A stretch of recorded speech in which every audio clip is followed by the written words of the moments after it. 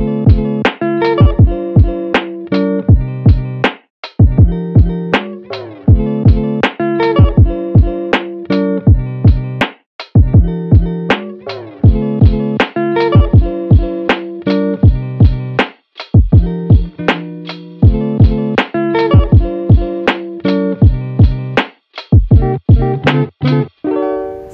warahmatullahi wabarakatuh, teman-teman semua. Selamat datang di Popsi, Podcast Psikologi Yarsi.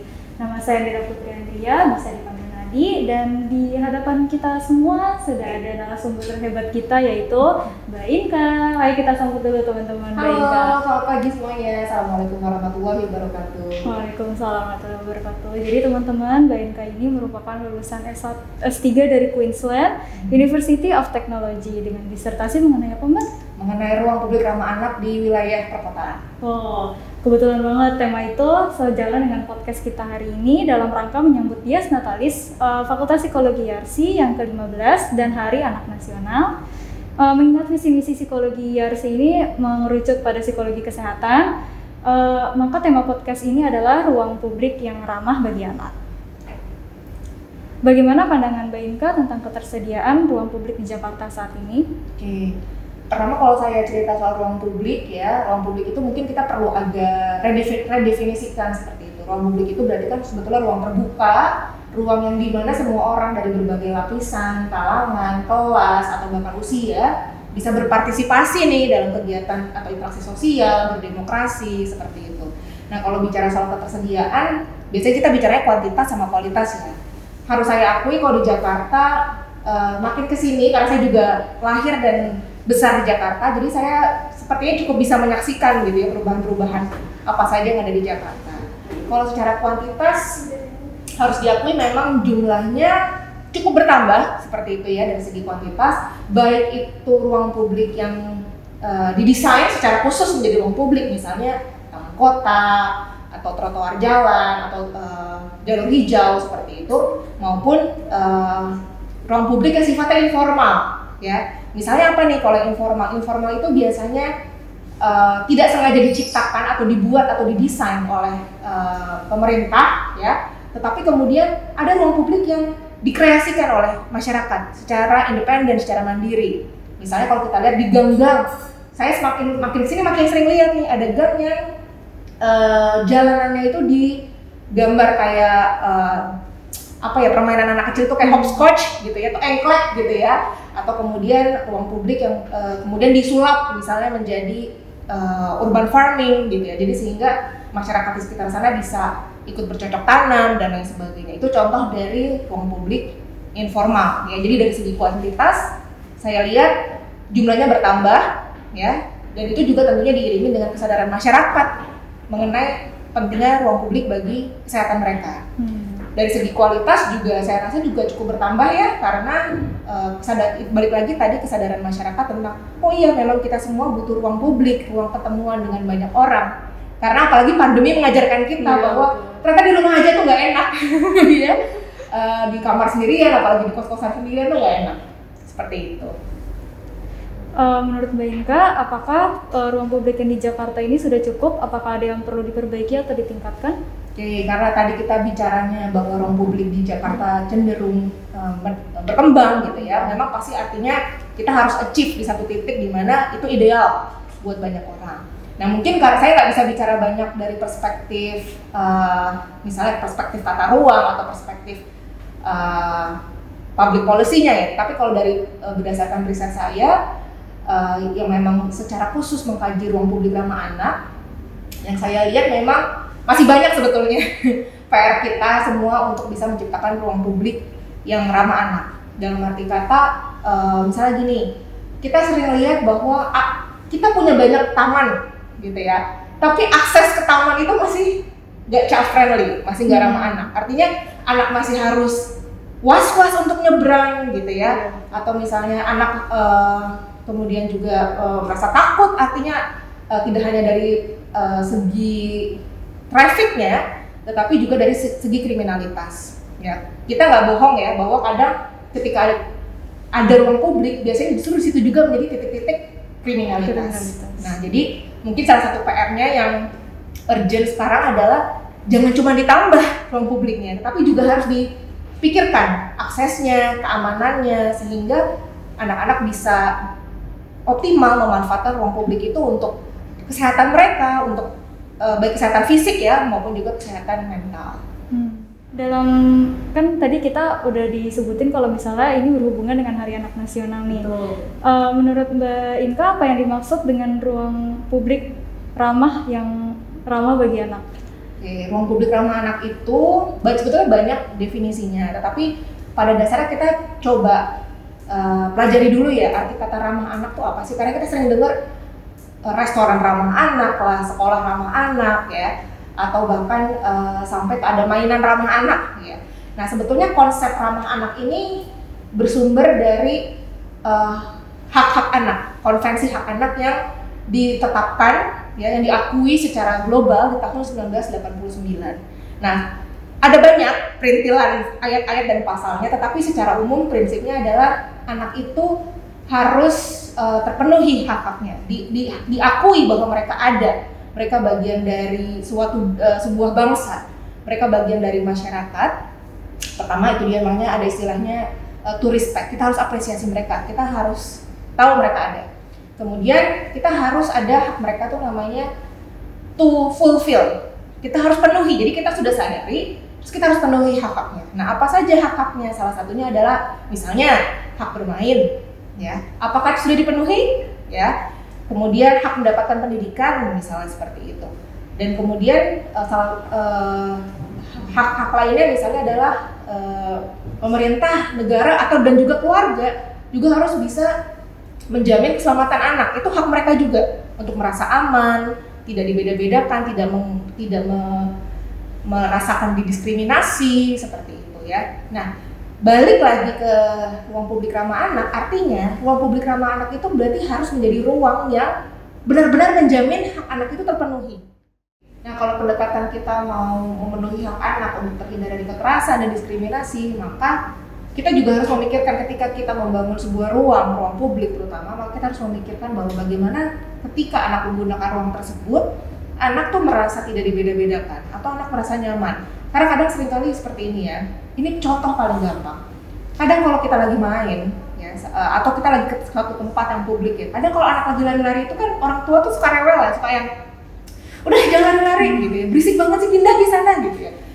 Kasihan sebetulnya anak-anak karena mereka disuruh pindah, tapi tidak disediakan pindah kemananya gitu ya. Nah itu perlu dipikirkan. Kemudian juga agar terhindar dari kekerasan, jangan sampai ruang publik itu menjadi ruang yang di situ terjadi bullying misalnya, ya. Seperti kita sering baca juga mungkin di koran kayak misalnya balapan liar anak-anak yang kalau kalah tuh sampai dipukulin, kemudian lebam-lebam seperti itu. Itu contoh dari bagaimana beberapa approach ya agar kita bisa membangun atau menciptakan ruang publik ramah anak yang mana ruang tersebut menjamin hak-hak anak itu terpenuhi. Berarti kunci yang ramah bagi anak itu yang kriminalitasnya rendah, terus juga anak juga nggak ngerasa dibeda-bedain. Tuh. Dan bisa bermain, karena hak bermain itu salah satu hak utama anak. Ya. Itu kan terkait dengan keramahan. Nah kalau misalnya di sisi kesehatan nih, karena kita psikologi kesehatan, ruang publik yang sehat itu seperti apa? Kalau ruang publik yang sehat itu, nah kalau kita bicara sehat itu juga kan perspektifnya banyak. Sehat secara fisik, sehat secara mental biasanya ya, dan sehat secara sosial. Kalau kita bedah dulu satu-satu ya, kalau sehat secara fisik itu kan berarti sebetulnya ruang publik itu memberikan kita siapapun ya, nggak cuma anak, kebebasan ya untuk bergerak secara motorik ya. Makanya kenapa ruang publik yang baik itu sebetulnya ya dimana kita bisa bermobilitas dengan mudah, bergerak dengan mudah, dan itu dipakai untuk misalnya olahraga, ya itu untuk fisik. Nah sehat secara sosial biasanya ini dikaitkan dengan interaksi kita dengan orang-orang di sana. Kalau ruang publiknya aman ya, dan nyaman, pasti deh kita akan semangat gitu untuk berinteraksi sosial, sekedar menyapa misalnya dengan sesama pengguna ruang publik, atau paling nggak kita bisa melepaskan penat kita gitu ya. Itu mungkin salah satu contoh dari sehat dalam tanda kutip secara sosial. Kita merasa aman, paling nggak kita merasa aman dulu. Karena kalau kita udah aman, akan lebih mudah bagi kita membangun relasi dengan orang-orang di sekitar kita. Nah, kemudian sehat dari segi psikologis ya, dari segi mental biasanya. Tentunya ini adalah perpaduan antara si fisik, si sosial, dan si mental. Kita harus akui deh, kalau kita lagi gerak nih, biasanya mood kita kan naik ya.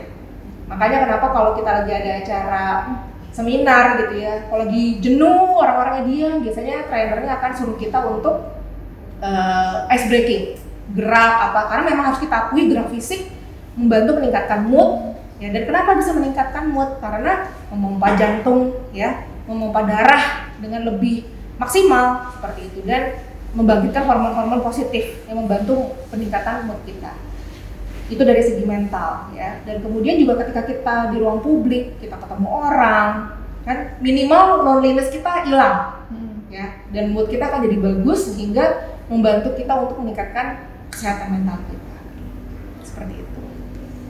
Kalau misalnya hal-hal yang bisa kita lakuin, minimal anak-anak muda kayak kita nih, kayak aku, apa hal yang bisa kita lakuin untuk mewujudkan ruang publik yang sehat atau ramah bagi anak? Oke, pertama kita harus sadari dulu ya bahwa ruang publik itu ruang bersama ya. Artinya ketika kita menggunakan ruang publik, kita harus sadari ada orang lain juga yang pakai, dan kita harus peka ya.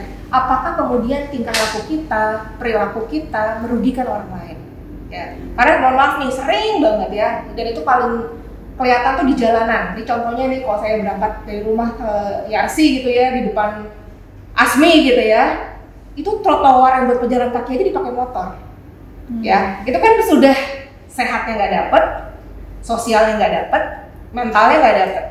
Sehatnya nggak dapet gimana? Orang yang harusnya bisa jalan kaki di situ jadi nggak bisa jalan kaki.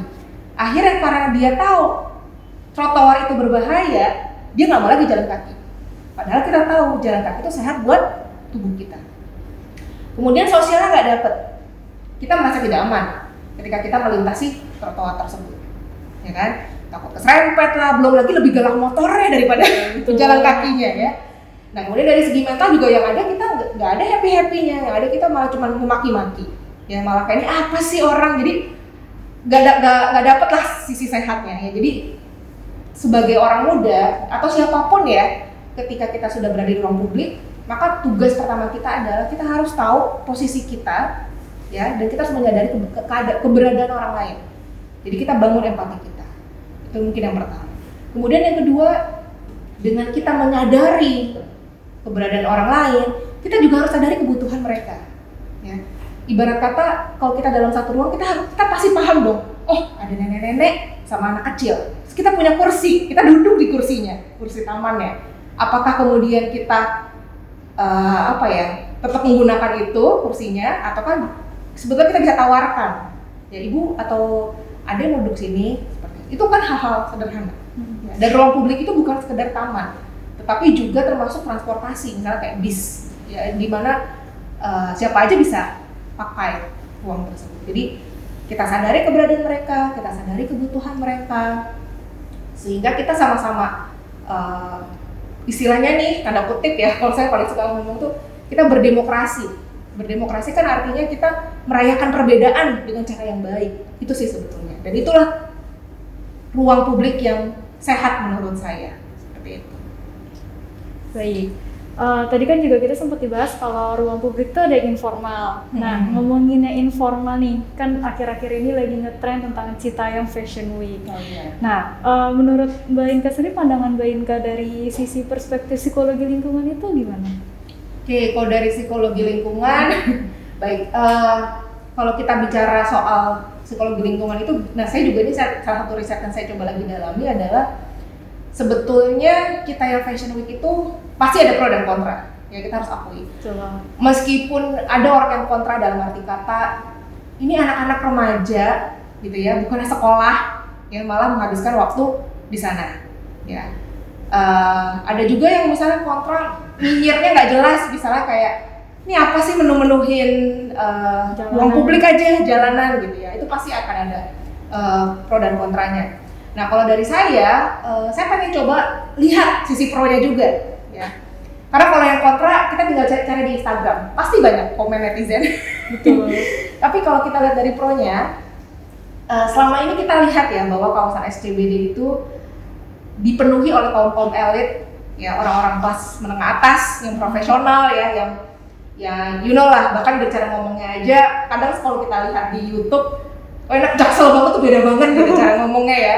Sementara tiba-tiba ada anak Citayam yang bukan Jakarta gitu ya, dari kota-kota satelit sebenarnya, dia kemudian memenuhi ruang publik di pusat perkotaan Jakarta. Pertama yang saya kritisi pertama adalah kenapa mereka pindah? Kenapa mereka bermigrasi sedemikian jauh? Ya kan? Pertama, berarti yang perlu kita curigai adalah di kota mereka nggak ada ruang publik yang layak. Seperti itu. Sehingga ya kayak kita aja ya. Misalnya gini, paling gampang deh. Di daerah rumah saya tuh nggak sedikit sekali taman. Sehingga kalau saya mengajak anak saya ke taman, itu kita harus ke BSD dulu, nempuh 40 kilo. Hanya untuk main ke taman yang menurut kita tuh proper buat taman anak-anak. Ya, itu kan sudah berpindah terlalu jauh gitu, udah lintas provinsi kan, BSD sama Jakarta. Nah, sama halnya dengan apa yang terjadi di fenomena Citayam Fashion Week. Ya. Artinya ada perpindahan karena di kota mereka, di tempat tinggal mereka, ruang publiknya barangkali tidak mendukung. Sehingga ketemulah mereka hangout place gitu ya, yang lebih semua orang bisa kumpul, ketemu, dekat dengan transportasi publik. Ya. Jadi itu bedahan yang pertama yang harus kita lihat, yang harus kita kritisi. Jadi kita tidak boleh langsung judgement bahwa mereka memenuhi kota, enggak. Kita justru harus tegur pemerintah di sana. Emang ruang publiknya gimana sih di sana? Iya, gitu kan, sampai harus berpindah sedemikian jauh. Itu yang pertama. Artinya di sana belum banyak ruang publik yang ramah anak kalau kita mau bicara ramah anak ya.